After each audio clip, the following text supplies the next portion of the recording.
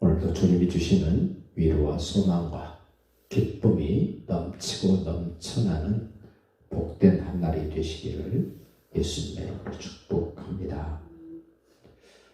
하나님의 백성, 보배로운 백성, 거룩한 백성 된 사람들은 나의 과거가 얼마나 문제투성이었는가, 하나님 없이 살았던 그의 삶이 얼마나 힘든 어려운 이집트에서의 그 고통스러운 괴로움이 더해지는 날들이었는가를 좀 헤아리시고, 이제 하나님과 언약을 맺고 하나님과 함께 걷는 광야길이 하나님이 내게 어떻게 해주셨는가를 되새길 수 있는 그런 계기가 되시고, 앞으로를 바라보면서 그렇지, 하나님이 내게 주신 약속이 있어. 젖과 꿀이 흐르는 땅이 내게 보장되어 있어. 그 말씀을 성취하기 위해서는 내가 요단을 건너야 되고 가나안 땅에 가서 그 땅을 차지해야 돼. 그리고 거기에서 우리 후손들이 계속적으로 하나님의 통치와 다스림을 받아야 된다는 것을 꼭 기억하시길 바랍니다. 오늘도 말씀을 합니다. 너희가 요단을 건너 후에, 그 12절 보십시오. 너희가 요단을 건너 후에, 분명히 하나님의 말씀이 성취됐을 때, 하나님이 내게 복 주신다는 그것이 눈으로 확인되었을 때에 시몬과 레위와 유다와 이사갈과 요셉과 베냐민, 그 이스라엘의 12지파 중에 반, 그들은 그리심산에 섭니다. 그리심산은 푸른 산, 누가 봐도 저 산은 복된 산이구나. 겉모습도 푸르릅니다. 보기도 좋습니다. 그래서 그리심산은 축복할 수 있는 근거가 있는 산. 그런가 하면 절반은 에발산에 섭니다. 13절, 르벤과 갓과 아셀과 스불론과 단과 납달리는 저주하기 위하여 에발산에 서고, 그리심산은 축복하기 위하여 6지파가 서고, 에발산에는 저주하기 위하여 6지파가 섭니다. 그 저주의 내용이 뭔지, 그 축복의 내용이 뭔지 이제 28장에 가면 구체적으로 이제 다시 설명을 하게 됩니다. 그 6지파가 그리심산에 서고 축복하기 위하여 서고, 6지파는 저주하기 위하여 에발산에 선다. 약속의 땅, 가나안 땅 보장받고 거기를 들어갔음에도 불구하고 축복할 일이 있고 저주할 일이 있다는 겁니다. 예수님 안에 들어와 있음에도 불구하고 우리에게 고통스러운 일이 있는가 하면 즐거워할 일도 있습니다. 솔로몬은 그렇게 말합니다. 그 기쁨과 즐거움 인생이다. 고통과 괴로움도 인생이다. 그 기쁨과 즐거움과 고통과 괴로움을 시실과 날씨를 마치 배틀에 올려서 짜는 것처럼 인생은 그렇게 기쁨과 즐거움과 고통과 괴로움으로 계속해서 짜져가는 그게 인생이다라고 이야기를 합니다. 세상 사람이나 예수 믿는 사람들이 거의 똑같이 이제는 고통이 끝나겠지, 괴로움이 이제는 그치겠지, 순간 기쁨과 즐거움도 옵니다만 또다시 이어서 고통과 괴로움이 또 옵니다.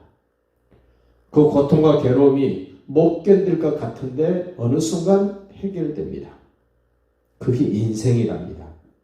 왜 그럽니까? 계속 기쁨과 즐거움이 되어지만 하나님 찾지 않습니다.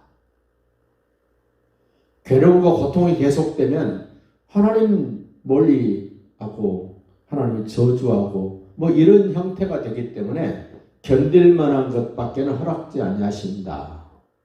피할 길도 주신다. 그 하나님 오늘 그러세요. 특별히 거기에서 12지파 가운데 한 지파의 역할을 보십시오. 14절, 레위 사람은 큰 소리로 이스라엘 모든 사람에게 말하여 이르기를. 여섯 지파 나누어져 있었는데 레위 지파는 그 이스라엘의 모든 사람에게 말해야 될 위치에 있는 사람 레위 지파랍니다. 레위 지파는 큰 소리로 이스라엘 모든 사람에게 말하여 이르기를 장색의 손으로 뭘 다듬어 만드는 그런 쇠고, 석수고, 목고 뭐 이런 여러 가지 일들을 손으로 다듬어서 뭔가를 만들어내는 그런 사람을 일컬어서 장색이래요. 그 사람들 손으로 조각하였거나 부어 만든 우상은 가나안 땅에 들어가서도 우상 숭배할 수 있는 가능성이 농후합니다. 그래서 하나님이 그러세요. 저주할 일이 있고 축복할 일이 있단다. 저주할 일 중에 가장 먼저 첫 번째 십계명 중에 첫 번째 계명을 말씀을 합니다. 우상은 여호와께 가증하니 그것을 만들어 은밀히 세우는 자는 저주를 받을 것이다. 우상 숭배. 눈에 보이는 우상도 있습니다. 지금은 보이지 않는 우상도 있습니다. 하나님과 나 사이를 가로막고 있는 것. 내가 하나님께 가까이 나가려고 그럴 때 문제가 되고 걸림이 되고 방해가 되는 여러 가지 것들. 사단마귀도 있습니다. 귀신도 있습니다.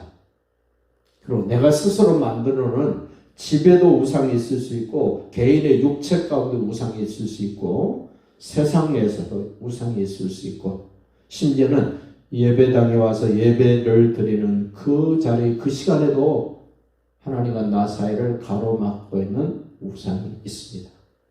분별해 보시기를 바랍니다. 하나님 일하려고 그럴 때 가로막는 것. 하나님을 만나야 되는데 나를 가로막는 것. 크고 작은 여러 가지 것들을 생각하시면서 정리할 수 있는 기회가 되시기를 바라고 특별히 이 말을 들었던 사람들을 모든 백성은 응답하여 말하되 아멘 할지니라.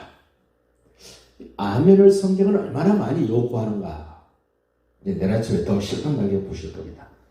한마디 말씀을 하고 모든 백성은 아멘 할지니라. 계속 반복되어집니다. 이 아멘이라는 말은 내가 그렇게 동의합니다. 받아들입니다. 인정합니다. 나도 그렇게 되기를 원합니다. 라는 고백입니다. 하나님의 말씀에 반드시 반응을 보이라는 겁니다. 그 말을 기꺼이 제가 수용하겠습니다.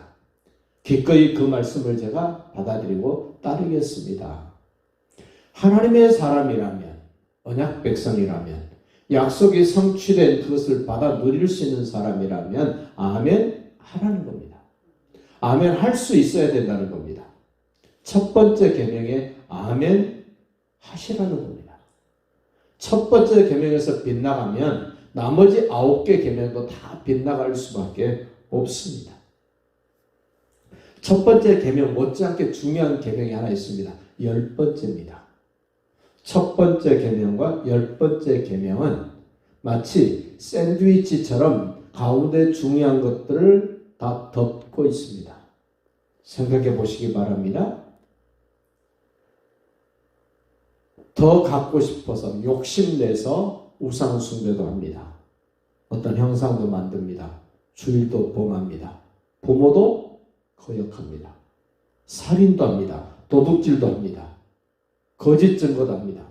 이 10번째 계명이 9번부터 첫 번째까지 다 연결되어 있습니다. 첫 번째 계명이 나머지 9개 계명을 다 연결하고 있습니다. 그래서 첫 번째 계명에 아멘을 하게 되면 나머지 것들도 힘을 얻을 수 있습니다. 하나님께 영광 돌릴 수 있는 그런 신앙생활, 그런 가정생활, 그런 사회생활이 되시기를 예수님의 이름으로 축복합니다.